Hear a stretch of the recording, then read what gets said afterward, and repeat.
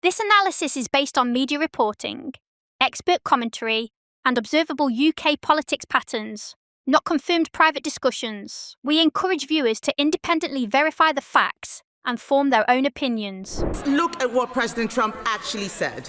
The Chagos deal is an act of great stupidity and a sign of total weakness. We didn't need President Trump to tell us that. We've been saying this for 12 months.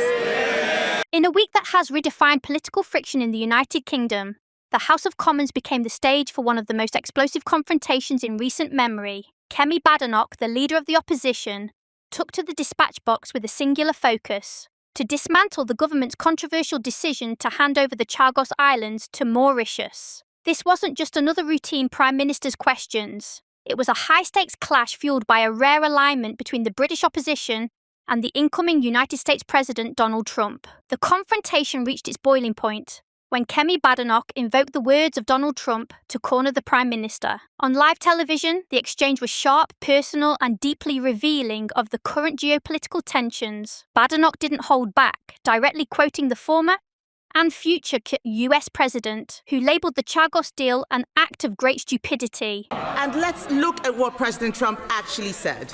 The Chagos deal is an act of great stupidity and a sign of total weakness. We didn't need President Trump to tell us that. We've been saying this for 12 months. And let's remind the Prime Minister, President Trump thought that we were doing this, that the Prime Minister is doing this for money. The Prime Minister is giving away territory we own and paying £35 billion for the privilege. In this segment of the debate, Badenoch highlighted the perceived financial absurdity of the deal. She pointed out that the UK is not just giving away territory it has owned since the 1960s, but is effectively paying for the privilege. The figure being cited by the opposition is a staggering £35 billion in what they describe as reparations or ongoing support payments. To Badenoch, this isn't diplomacy. It's a surrender funded by the British taxpayer. Starmer's rebuttal was equally forceful. He accused Badenoch of naked opportunism, suggesting she was merely jumping on a bandwagon created by Donald Trump to undermine the UK's position. Starmer argued that Trump's comments were strategically timed to put pressure on the UK regarding an entirely different issue: Greenland. The Prime Minister maintained that his administration is acting on principle, while the opposition is playing games with national security. Beyond the fiery rhetoric of the House of Commons, the core of the issue lies in the strategic value of the Chagos Islands. Diego Garcia is often described as an unsinkable aircraft carrier, a vital hub for US and UK military operations in the Middle East and Indo-Pacific. Kemi Badenoch has been practically screaming at the Labour government for a year to stop this deal. In her view, the Chagos Islands are British territory, bought and paid for, and surrendering them weakens the UK's global standing. She argues that the deal provides an opening for rival powers like China and Russia to increase their influence in the region. For the Prime Minister, Donald Trump is right on the Chagos deal. This is surrendering British territory with a strategic military base on it for no reason whatsoever. It weakens our country. It is not in the national interest. It is a good deal for China and Russia. And the worst part is we're paying £35 billion of reparations to give away territory which we bought in the 1960s. That is wrong. During her media rounds, Badenoch emphasised that under the previous Conservative government, talks with Mauritius were effectively halted. She claimed that when Mauritius sought to discuss the sovereignty of the islands, the Tory response was a firm no thanks. The shift under Starmer, she argues, represents a fundamental change in how Britain defends its interests. The Labour government, however, paints a different picture. They argue that the legal status of the islands was becoming increasingly untenable following rulings from the International Court of Justice. By negotiating a 99-year lease for the Diego Garcia base, the government claims they have secured the military facility's future in a way that no deal never could. They see it as a pragmatic solution to a long-standing colonial dispute that was isolating the UK on the international stage. One of the most contentious points of the Chagos deal is the financial arrangement. Kemi Badenoch has repeatedly highlighted the figure of £35 billion, describing it as a shameful use of public funds. She has challenged the Prime Minister to scrap the deal and instead divert that money into the UK's own armed forces, which she says are in desperate need of investment. And let's remind the Prime Minister, President Trump thought that we were doing this, that the Prime Minister is doing this for money. The Prime Minister is giving away territory we own and paying £35 billion for the privilege. The opposition's argument is simple. Why pay a foreign power to lease back territory that you already own? They view the payment as an admission of guilt over the displacement of the Chagosian people in the 1960s and 70s. A movie they believe sets a dangerous precedent for other British overseas territories. The government has pushed back on the £35 billion figure, calling it an exaggeration, and noting that the financial package includes indexed annual payments and a Chagos Trust Fund to support the displaced community. However, in the court of public opinion, the idea of paying to give away land has become a powerful weapon for Badenoch. It taps into a broader narrative of national decline that she is keen to pin on the Starmer administration.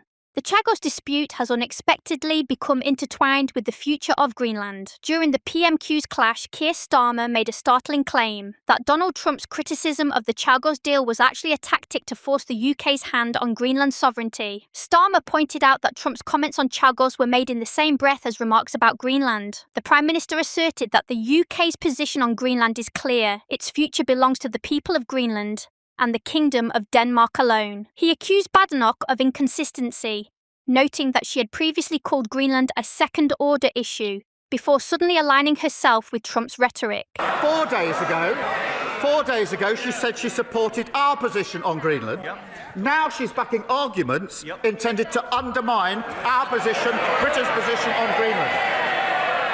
This is an important national moment, and yet again the leader of the opposition has shown she is incapable of rising to it. This Greenland connection adds a layer of complexity to the debate. It suggests that the Chagos deal is not just about a few islands in the Indian Ocean, but is part of a much larger chess match involving the next US administration. By standing firm on Chagos, Starmer is attempting to project an image of a leader who will not be bullied by Washington, even as he seeks to maintain the special relationship. Underpinning the entire Chagos debate is a broader conversation about British defence. Kemi Badenoch has used the controversy to pivot towards the need for increased military spending. She argues that the world has become significantly more dangerous, citing an axis of authoritarian states, Iran, Russia, and North Korea, that are actively working to destabilise the West. We need to increase defense spending. Irrespective of what the US is doing, we can see that the world is becoming much more dangerous. There is an axis of authoritarian states, Iran,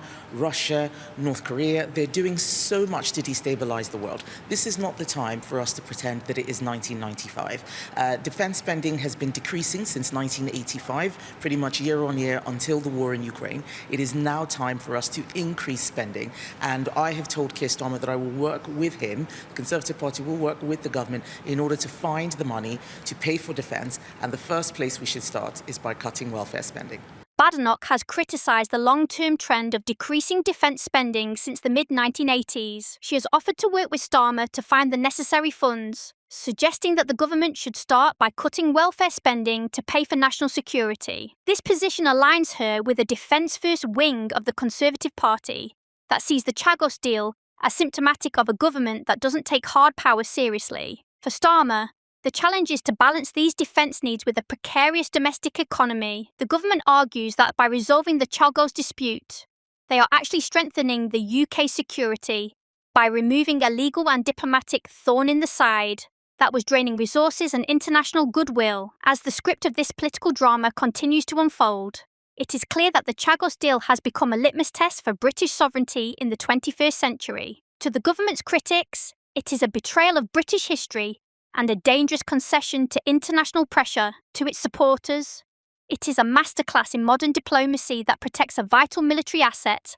while adhering to international law. Kemi Badenoch's open challenge to Starmer has succeeded in making Chagos a household name and a central pillar of her opposition strategy. By linking the issue to Donald Trump, she has ensured that the debate has a global reach, forcing the Prime Minister to defend his foreign policy on multiple fronts. The political fallout is far from over. With the US election results looming and the formal handover process ongoing, the Chagos Islands will remain at the heart of a fierce debate about what it means to be a global Britain. Whether this deal is remembered as a strategic necessity or a historic act of great stupidity will likely depend on who holds the keys to Number 10 and the White House in the years to come. In the meantime, the image of Badenoch and Starmer locked in a battle of words over the dispatch box serves as a reminder of the deep ideological divisions that currently define British politics. The Chagos deal is no longer just a technical diplomatic agreement. It is a battleground for the very soul of the UK's national interest. What do you think about Kemi Badenoch's challenge? Is the Chagos deal a strategic mistake or a diplomatic necessity? Let us know your thoughts in the comments below. If you found this breakdown informative, please hit the like button and share this video to help others stay informed on the latest in UK politics. And if you haven't already, make sure to subscribe and turn on the notification bell so you never miss an update on the stories shaping our world.